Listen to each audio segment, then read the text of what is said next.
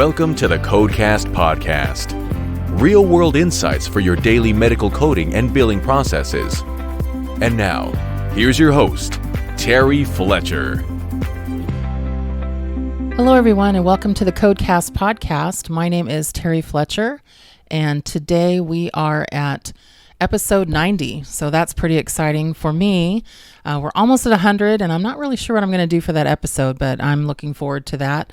Hope everyone is having a great summer so far and doing well. Today's topic, I'm going to talk about two things that are not really brought up near enough, in my opinion, in healthcare.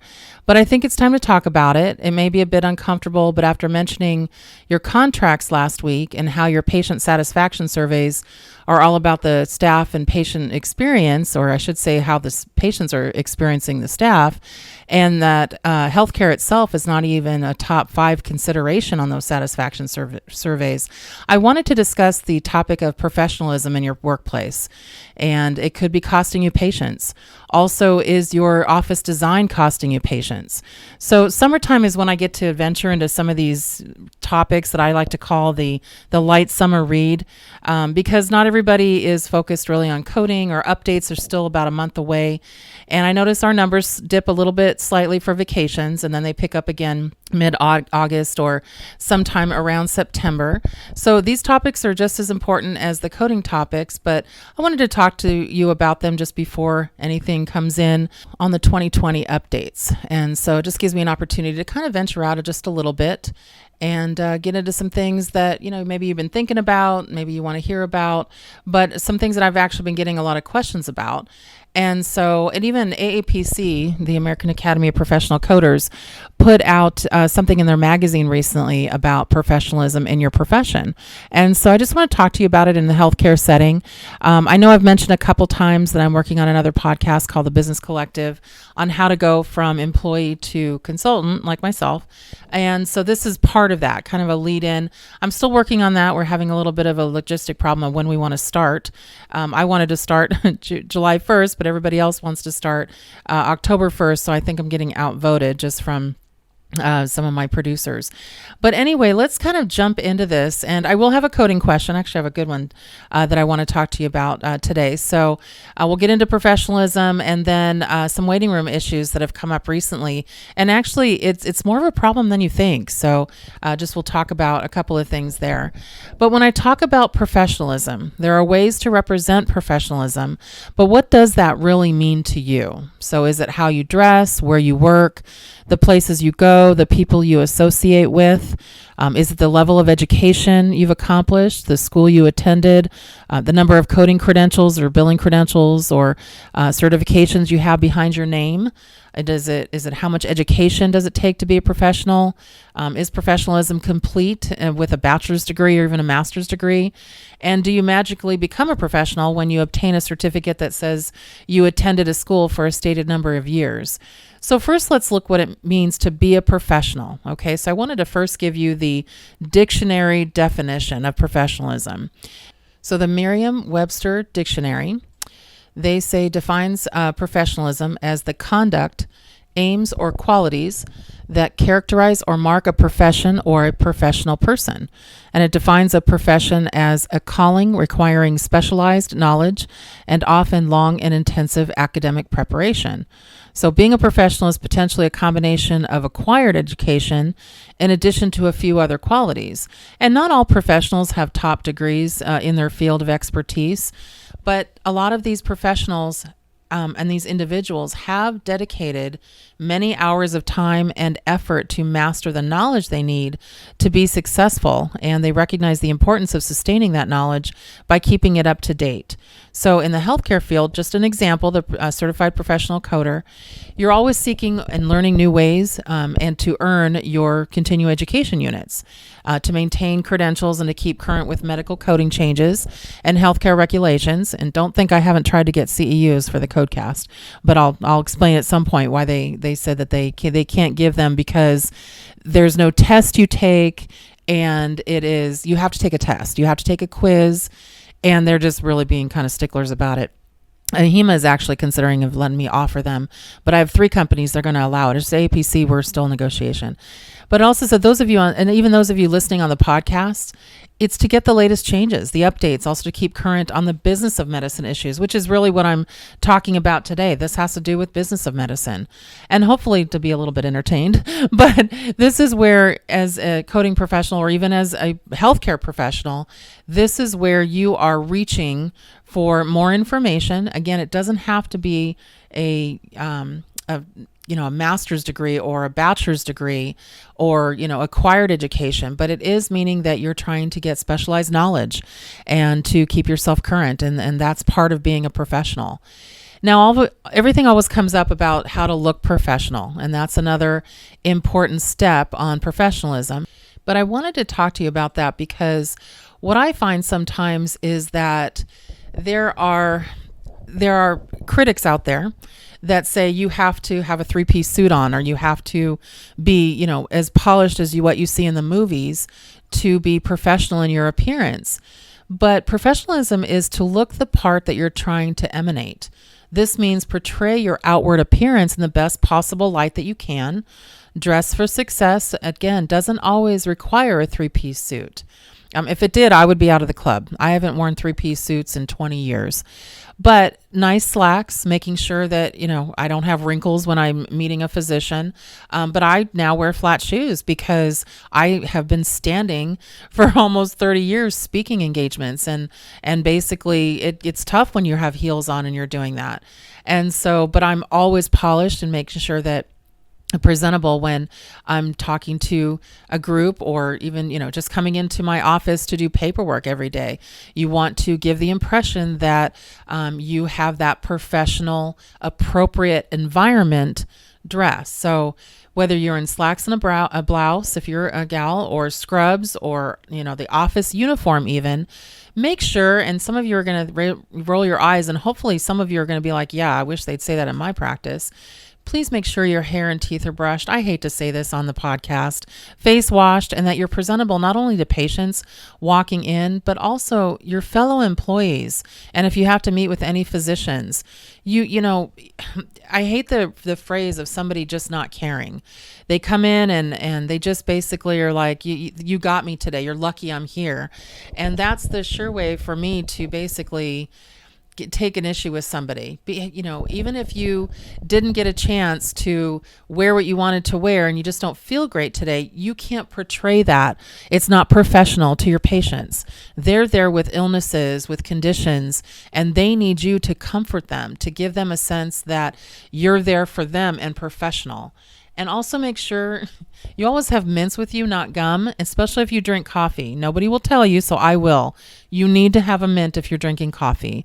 And those of you, and you'll find this hopefully amusing because I don't think you realize this, but for those of you that brush your teeth but feel the need to take a bite of your kid's peanut butter Captain Crunch on the way out the door, not only do you need mints, you need 4 of them. That's all I'm saying. There's certain things that do not go with toothpaste, and peanut butter Captain Crunch is one of them. My sister, when we were young kids, she used to do that, and I'm just like, get away from me. So if you have anybody there, also if you have a staff member, kind of be helpful to them and put like a little tin of Altoids on their desk. They'll get the hint. Hopefully they won't be offended, but they'll be like, oh shoot. Keep a toothbrush and toothpaste in your desk drawer, because if somebody brought in lunch from a pharmaceutical company, it always has garlic in it. But just be mindful of those things, because you really just don't want to knock people over with certain smells and scents and things like that. And that's just part of your dress uniform. So I don't want to see your hair in your face. I want to see that you look like you're ready to come to work, and that, I don't know that you were out all night, at a party and had too much to drink. So let's just make sure that you're polished when you come into your office. And then exemplify professionalism. Okay. Being professional doesn't mean just specialized knowledge, but also the highest level of competency that you can portray. So you can depend upon a professional to accomplish a task set before them, which gives you trust. But you hold yourself accountable for both work and deed and your word. And you do the right thing for the right reason. So, professionals have learned the secrets of forming good relationships by treating others with the same level of respect that you want. And you also recognize that, we're all in this game called life together. And hopefully you thrive on the ability to help others succeed as well. So when Professionals know that when they need that when they can lend a helping hand to someone, it's one step closer to their own success. And that's really why I started to do the Codecast podcast. If I can help one of you, inspire one of you, just make one of you feel like you're on the right path professionally, or even give you the insight that maybe you're not. And that actually could be a positive from a professional standpoint. If you listen to the Codecast and you think, okay, you know what? As much as I love hearing what Terry has to say, this isn't for me. But I'm hoping that most of you are saying, and I've had a lot of feedback. They're saying, not only is this for me, thank you for helping me with the recent exam, or I just know this is where I want to be. And hopefully someday, I can podcast like what you're doing. But, this makes me better professionally and personally as well. And professionals exhibit qualities such as honesty and integrity. They're true to their values, even when it means taking the road less traveled. If you know me at all, and some of you I know personally, some of you I've met at conferences, some of you I'm getting to know over social media, and you guys are all cracking me up, by the way. I'm someone who colors outside the lines, but within the bounds of professionalism. So I always try and look at everyone's point of view, not just mine, and where I can improve and also find opportunities to share with you.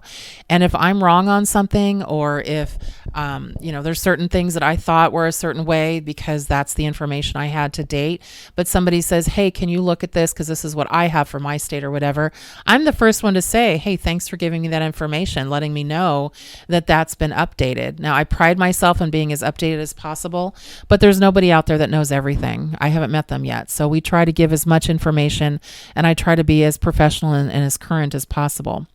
Also, being a certified medical coder, medical biller, a certified office manager, a nurse practitioner, a physician, a PA, or any medical professional working towards that certification, this provides the opportunity to achieve professionalism every day. So we learn from each other, but even more importantly, there's always a chance to pass what you've learned on to somebody else. So we demonstrate excellence in how we relate with others and is how we perform our responsibilities. So we hopefully we're recognizing teamwork as an important component of our conduct, but also we can show diversity that enhances learning and knowledge, which is so important to professionalism. So medical coders succeed even though through the most difficult obstacles, because we are determined to identify as professionals. Although being a certified medical coder is one of many professions, this is in any profession. All professions have their own criteria to demonstrate professionalism, but the root definition of professionalism in each one remains consistent. And so hopefully that gave you some tips and some insight on what you want to do with your profession, how you can be more professional in your everyday life, and how you can, really inspire others to take that leap as well and step up their game. Some of you may be in a rut. Some of you may be thinking, oh my gosh, I've been doing this forever and I'm just not inspired anymore. And I hope some of that information gave you an opportunity to be more inspired, and you'll want to step up your game and really just maybe change your thought process, on how you're doing what you're doing. And hopefully that will be helpful. Okay, so we are going to go to my coding question, and let me find it here. So today, I had this interesting thing happen, and I have a Pittsburgh client that I code for. I might have mentioned them a year or so ago, but this Pittsburgh client, I've had them for 5 years, and I do the report coding. And so they send me reports on a weekly basis pretty much. And I get anywhere from 50 to 70 heart caths, interventions, and peripheral reports per month. And we charge them per report. And then I send it back on a spreadsheet. But I had this one interesting question. So they send me the reports, and then I code them out and send back the codes. And then I comment on anything that I say, okay, well, I'm trying to capture this, but I know what the doctor meant. But then I have to do the query. Now remember, I did a podcast on the art of the physician query. So I had to go back and actually say, can you present it this way to the physician, and please quote me, because I never want to encourage a physician to give me a diagnosis or to give me a procedure code that isn't there. I want to ask them questions which may lead to the correct information. So this was really weird. This was something that was strange. I was coding a coronary intervention, a heart cath, and then moderate sedation.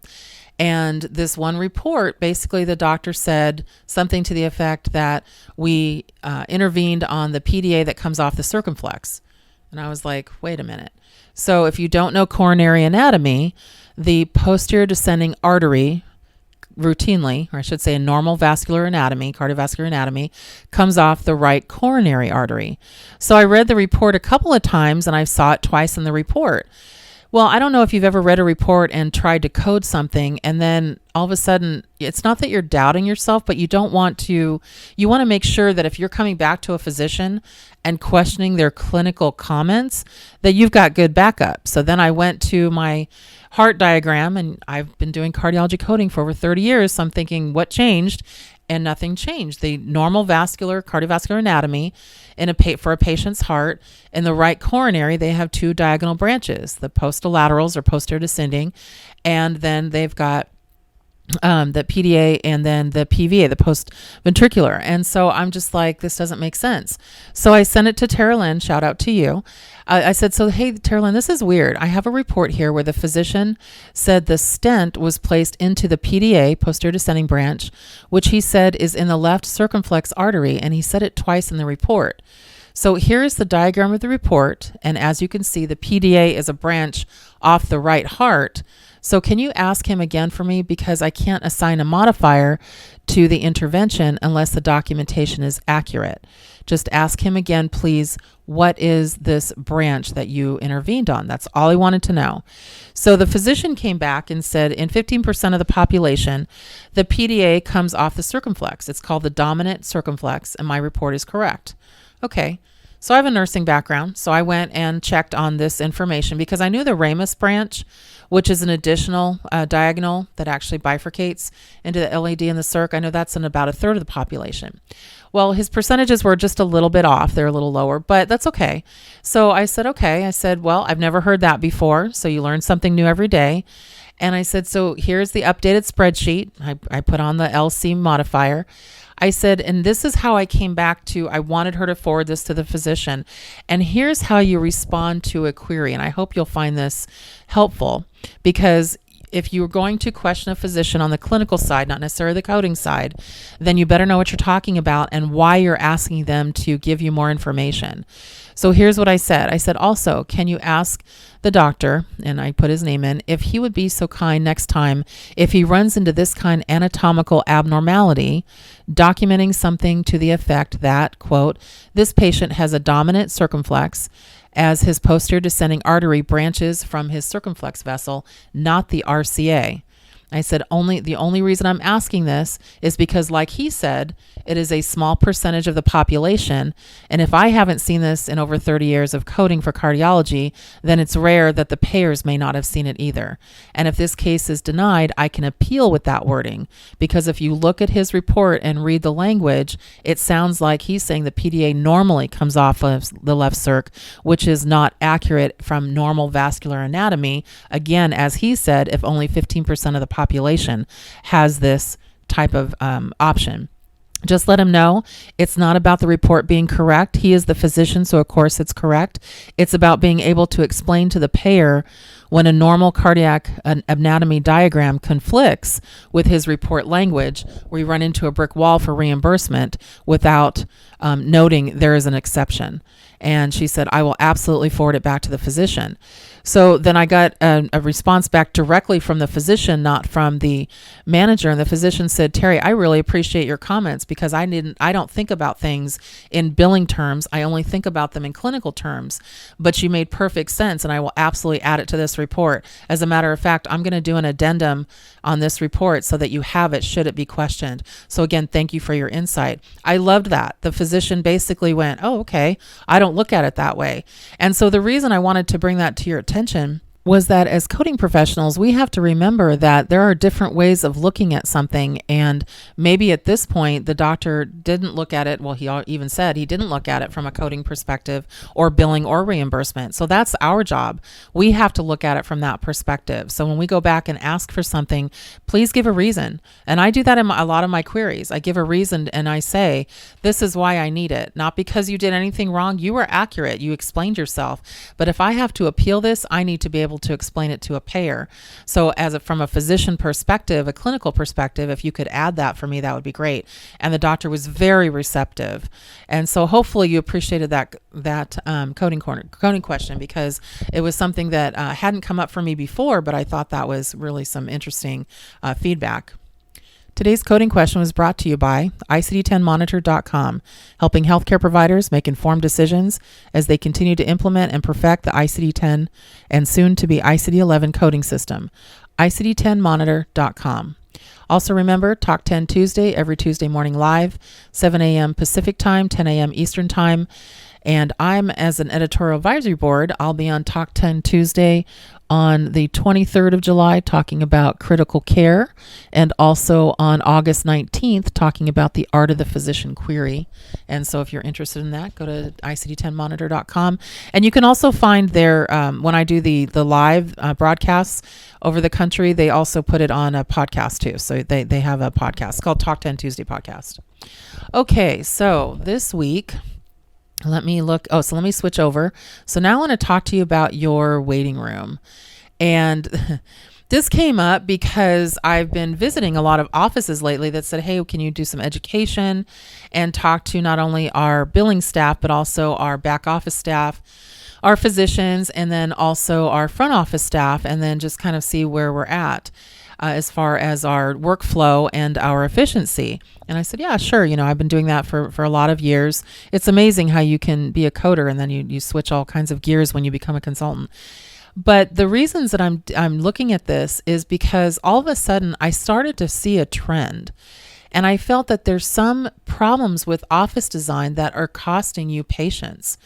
And so we just want to take a look at that and tell me if this even rings true in your practice. So what are some of the telltale signs that a practice may need a makeover?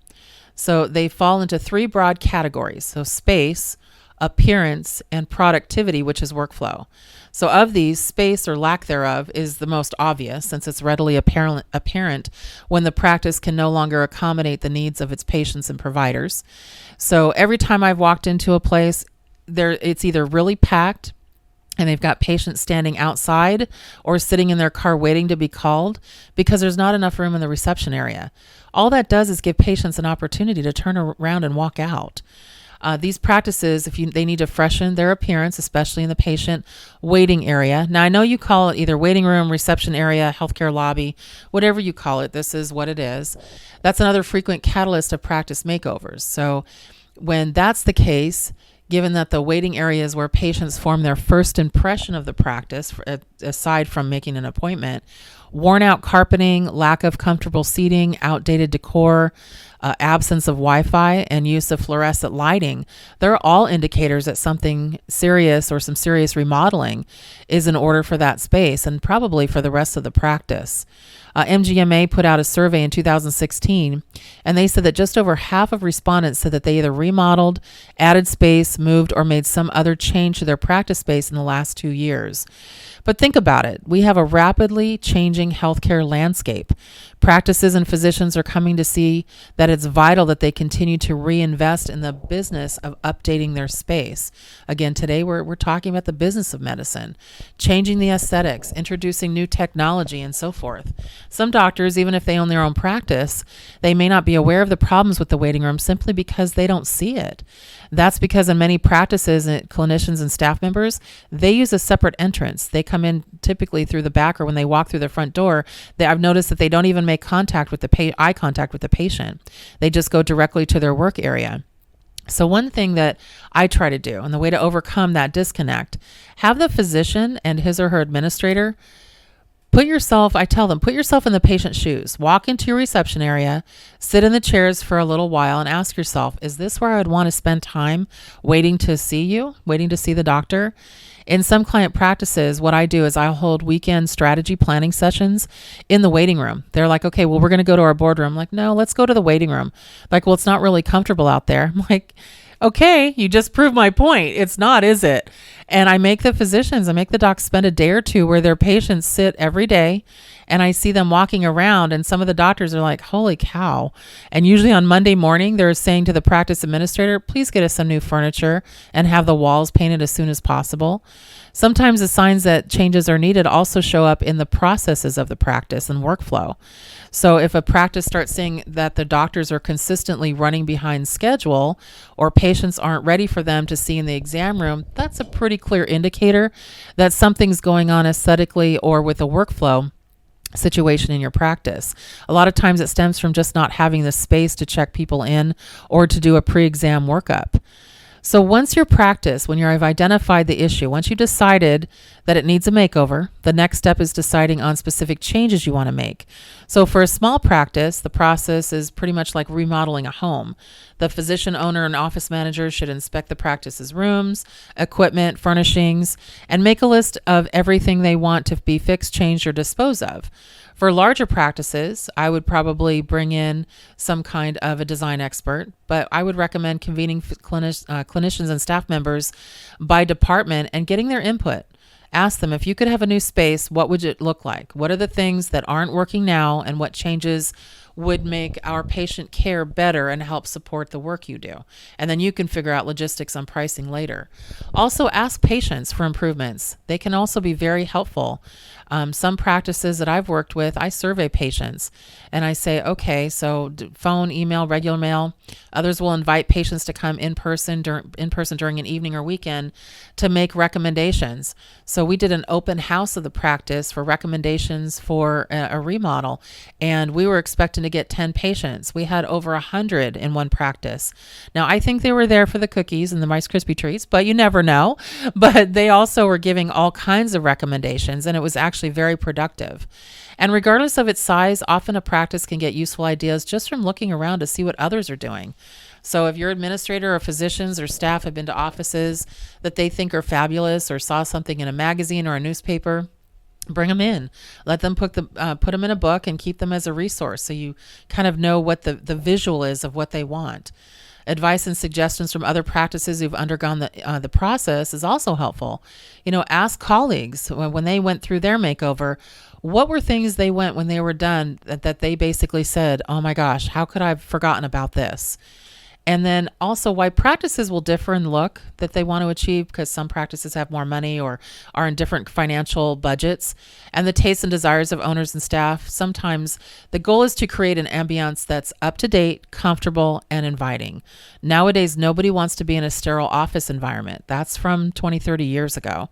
So lighting, wall colors, fixtures, they're just as important part of the makeover as, the staff that are there. So I advise practices to consult an interior design specialist on how to create a look and the feel that the practice wants, especially the bigger practices. Now, reception area amenities and furnishings are similarly crucial. So, and they need to be hospitable and a patient-friendly atmosphere.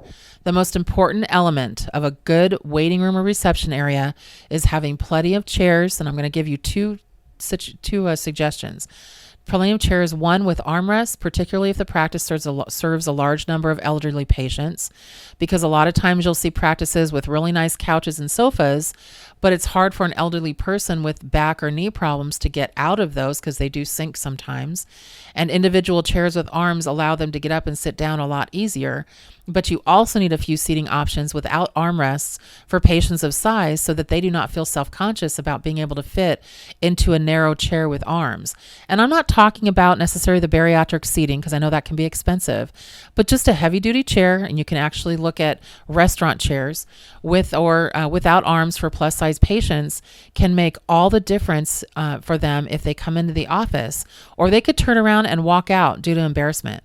I've seen patients do that. I was actually in one practice where I was waiting for a meeting, and I was in the waiting room, and I heard the patient say it. She's like, there's no chairs here that I could fit in. So she turned around and walked out, and she wasn't going to come back.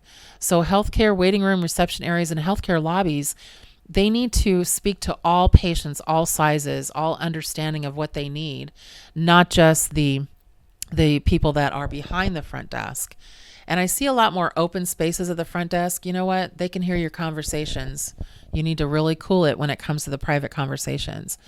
Other convenience that practices should consider. So coffee, certain snacks, something for patients when they're waiting, charging stations for electronic devices, even Wi-Fi's. I mean, now the grandmas and grandpas that are coming in, I see them texting and emailing with their phones these days. So Wi-Fi is almost a given. Updating a practice appearance, it doesn't have to be expensive. Sometimes just new flooring and carpet, maybe repainting walls and recovering furniture can achieve the desired look without spending a great deal of money.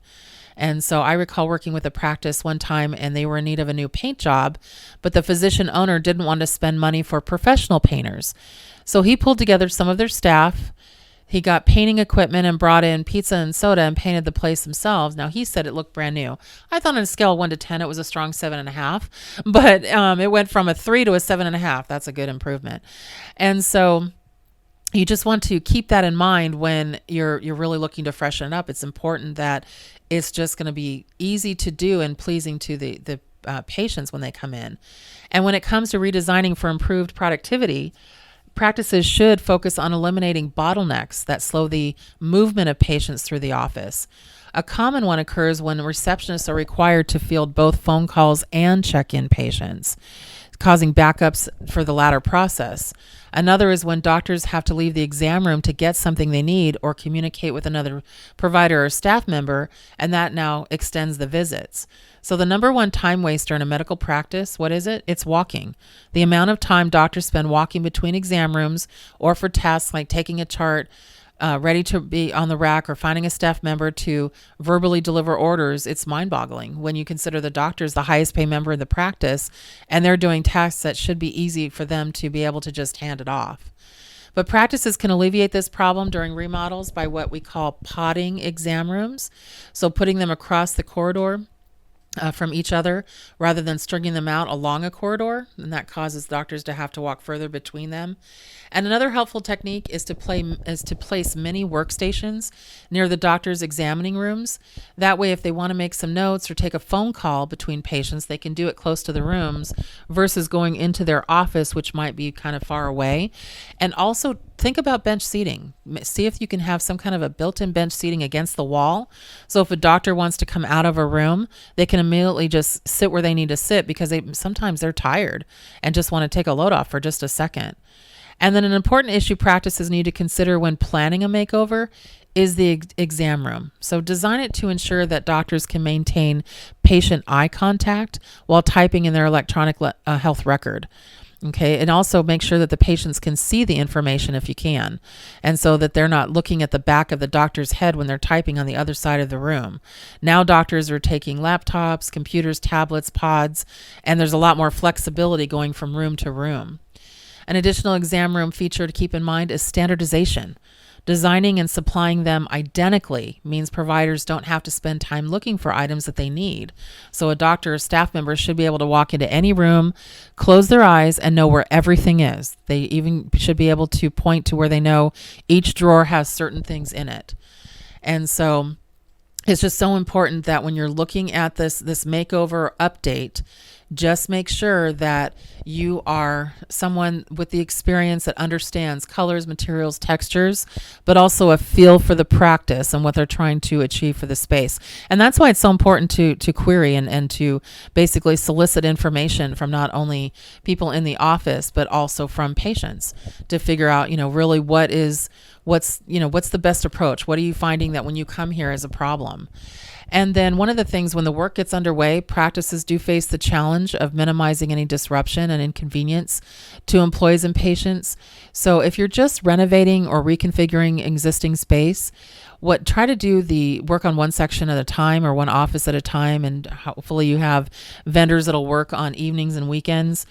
But also when you're dealing with the waiting room update, I've seen a lot of groups close early on Friday and then give the contractors over the weekend to do the stuff they just couldn't get done when the patients are in the office. And that seems to work pretty well. So regardless of how the work is scheduled, make sure you do inform the patients about what the practice is doing. And I would post floor plans and artists rendering in the waiting room and around the practice so everyone can see the result of what that work will be. That way the patients know what's going on and the staff knows, and it'll make it a little bit easier during the disruption. So it's just something that I wanted to bring to your attention because I don't think it's talked about enough, and it's something that definitely can make a difference on you keeping or losing your patients. And so not just your physical patients, but also losing your mind. So just hopefully you're thinking about that. You're looking around. It's summertime. This is when the patients aren't really coming in as much. The doctors are on vacation, staff is on vacation, everybody's out of school. So this is a time to really consider doing something like that before everybody wants to get all their procedures or all their services in before the end of the year, because they want to meet their deductible. So just a couple things to consider today and talking about professionalism, and also looking at your office waiting room. So this week I want to shout out to a couple of my listeners, as usual. Pam in Florida. Pam is awesome. She is one of my Coding Coder clients, and she sent out a blast email to her clinic fellow workers, and also endorsed the Codecast and invited everyone to listen on LinkedIn. So Pam, thank you for that. I appreciate your support. Also, Tony in Orlando, Florida. Tony, you crack me up. She sends me some great DMs on LinkedIn. And just making sure that, she always is like, oh, you spoke to me. I appreciate this. My Instagram fan club, Lilith, Christina, DV Mom 4, Kat, Danielle in South Carolina. She sent me a wine hotel because I mentioned that was one of my personal tidbits before. She goes, you might like this. I thought about you. And I thought that was awesome. And Rosamond. So thank you for all of you for, again, sending me those direct messages and always reaching out to say hi. So I appreciate that. The Codecast podcast is also sponsored by True Crime Fix Podcast. Follow them on Facebook at True Crime Fix Podcast for every Friday night download. And you can also find them on iTunes and Spotify. So this week, I'm ending with my personal tidbit that's actually some really good news. So my daughter, who I talk about often, she has finished all of her schooling, which I think I mentioned a couple of podcasts ago, but she already has 2 interviews, yay, for high school English teaching job and varsity softball coach. And actually one school wants her for varsity swimming coach. So she's so excited and she's so happy right now. And so is this mama here. I'm so excited for her, mainly because, no, it's not because she'll be paying rent soon. Yes, it is. And it also isn't because I'm going to have her move out in 71 days. Just kidding. But I'm just saying that finally just seeing the fruits of her labor, getting her 2 degrees, her teaching credential, and now her goal of wanting to be a high school teacher at 24 years old is coming true. So she's very excited, and it was good because her and I, all we talked about this last week was professionalism and making sure the right uniform, the right thing to go in on an interview, and professionalism and how she talks. She tends to be very excitable and wanting to get everything she has to say out. And I said, you need to listen, let somebody finish what they're saying, and then you talk. Do not overtalk somebody. There's nothing worse than somebody talking and having to deal with an overtalker. Let them finish and then you start talking. Otherwise, they think you're not listening. And she's like, okay. So we actually did some role playing on that, and it's been really good. So she's finally learning. She goes, it's funny now that I've actually been listening to you instead of trying to finish your sentence at the end. She goes, I just feel like I'm hearing more of what you're saying. I'm like, really? Wow, you're actually adulting now, Summer. I just love it. And for those of you, I just want to make sure I'm reminding you, only 5 more Sundays before NFL season starts. So you know me, I'm counting down. So hope everybody makes it a great rest of your day. Have it a great week. And thank you for listening to the Codecast podcast. For more information on medical coding, billing, auditing, and compliance, including how to hire Terry, follow Terry on Twitter at TerryCoder1 or visit her website at www.terryfletcher.net. Podcast producer Joe Kuzma. Music producer Dassassin Music.